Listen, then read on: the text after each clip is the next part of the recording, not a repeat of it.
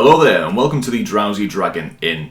By the end of this episode you will know all about the WoW Weekly and what's going to be included in these episodes. You'll know a tip for creating unlimited dies for your World of Warcraft house so you never need to buy them again. And you'll also know the dates for the midnight pre-patch and the early access dates as well. So let's dive into it. So the pre-patch for Midnight will launch on the 20th of January for the US realms and the 21st of January for everybody else in the world. Now this is going to bring with it a lot of things, as the pre-patch normally does. So we've got the new class and talent changes, a lot of pruning going on there. We've got the eye level squish and the stat squish and everything else being squished. And then we've also got the Devourer Demon Hunter spec and the Void Elf Demon Hunters become available, as well as a lot more. So stay tuned for a specific video all about those changes when that's nearer the time. On February the 27th, that is when Midnight is going to actually launch for early access. So this is likely going to be a global release again, as the last expansions have been. So expect this to release at some random time across that day, for wherever you are in the world. So it could be first thing in the morning, it could be last thing in the day, depends where you are. But I'm sure the times will get announced nearer the time. Now bear with me, this next one does qualify as breaking news. The Chain Keeney is finally available on the trading post. So rest assured it's going to be Cleavage Carnage this week. And for many weeks ahead, with this thing being in every MOG possible, and obviously including for the men. I mean, well of course for the men, because otherwise we wouldn't have glorious sights like this. Anyway, the next section is This Week in WoW. So what's going on in the game this week?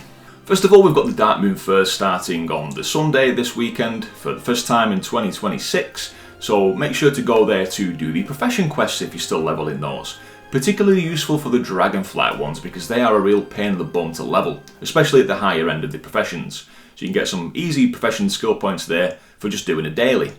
Then you've also got the XP and reputation buff to make use of, so if you still need any reps, go to the Dark Moon Fair, jump on the carousel, spin around for a bit and get your rep buff or your XP buff. Same thing. And you can also use the top hats as well to get that buff again from wherever you are in the world. We've also got Legion Remix nearly coming to an end, so there's only 2 full weeks left of Legion Remix. That 100 and odd days has gone pretty fast, hasn't it? So remember, there's likely going to be something else added to Remix, so if you do still have a character on there, I wouldn't transfer it over just yet. Do keep a character on Remix, just so you can enjoy the final ending of it. Now Blizzard did mention that the end of Remix would involve it kind of breaking down and going a bit wild, and there's also the achievement that we can't get yet, Cloudy with a Chance of Infernals, so do stay tuned to see what that entails. It's probably going to be active that in the final week of Remix, but I'll keep you updated on that as time goes by too. It is also Cataclysm Time Walking this week, so remember you can do Firelands Time Walking as part of this event, and that also entails doing the quest Disturbance Detected Firelands, which will reward you with a box, the Cache of Time Warp Treasures. Now this is going to get you some decent gear, but also it's got a chance at some quite rare mounts. You can get your hands on these ones that you can see here. So if you don't have any of those, it is worth doing Firelands Time Walking, the raid.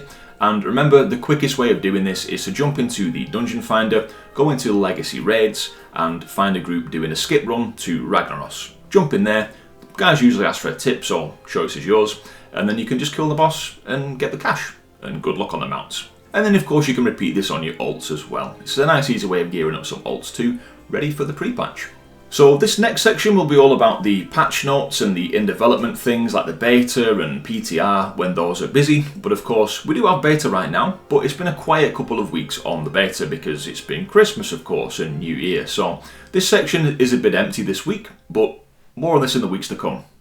Just know that it's here and we're going to do something about it later, okay? I will mark this section with spoilers as well, so if you do want to keep all the Midnight information locked down until it releases and enjoy it that way, perfectly understand that, that's totally fine. So it will be marked with spoilers for you. Next section is Tip of the Week. So this tip is a brilliant one. This comes from TKP77 on Reddit, so full credit goes to him.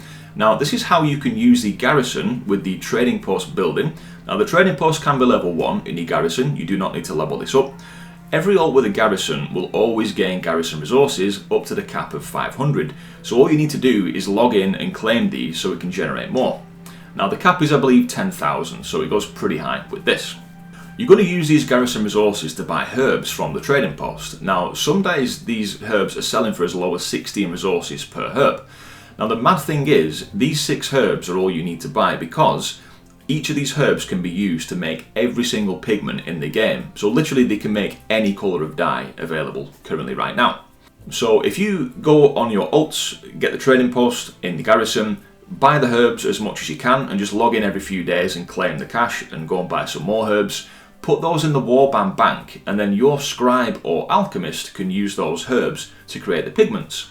If you also put the pigments in the warband bank, they can then be used to create any of the dyes. Of course the dyes do need to be created by a scribe or alchemist, so just whatever character you've got that has those professions, it doesn't need to be leveled up as well. Just go to the dye station in your town centre, in your neighbourhood, and you can create the dyes straight from the mats in the warband bank. It's super convenient, absolutely brilliant tip here, and again thank you to TKD77 for the tip. And a bonus tip to go alongside this, if you also have the herb building, I think it's called the herb garden, in your garrison, you're also going to get a continuous supply of free herbs from that as well.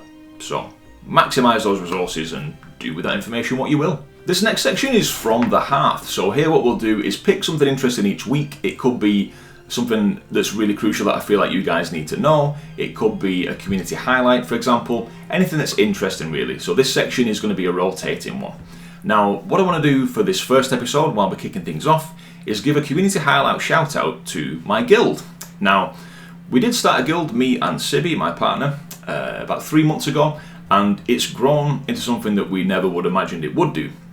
We've had a lot of excellent people join the guild, and when I say excellent people, I mean kind, helpful, friendly, funny, strange, weird, bizarre, all the best things, you know, have come into our guild, and we're super grateful to have found the people that we did.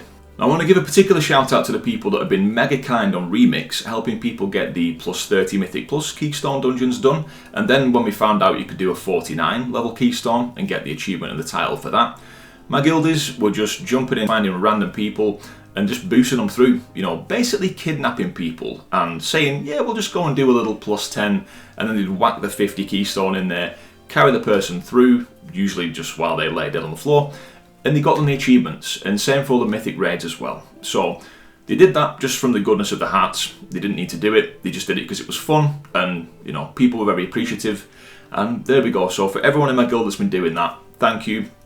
You're absolute legends, and your kindness is always appreciated. If you do want to learn more about our guild, if you're considering joining perhaps, then we are on the EU servers. We do not have a US guild currently, so all you need to do is be on the EU servers. It doesn't matter if you're Horde or Alliance, you can join as well. Jump into our Discord, the link is in the description below.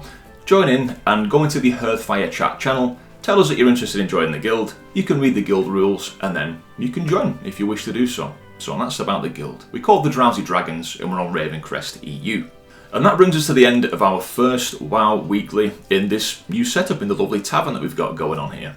So if you did enjoy this video, do consider leaving a like and subscribing to the channel for more content and guides from me all about World of Warcraft.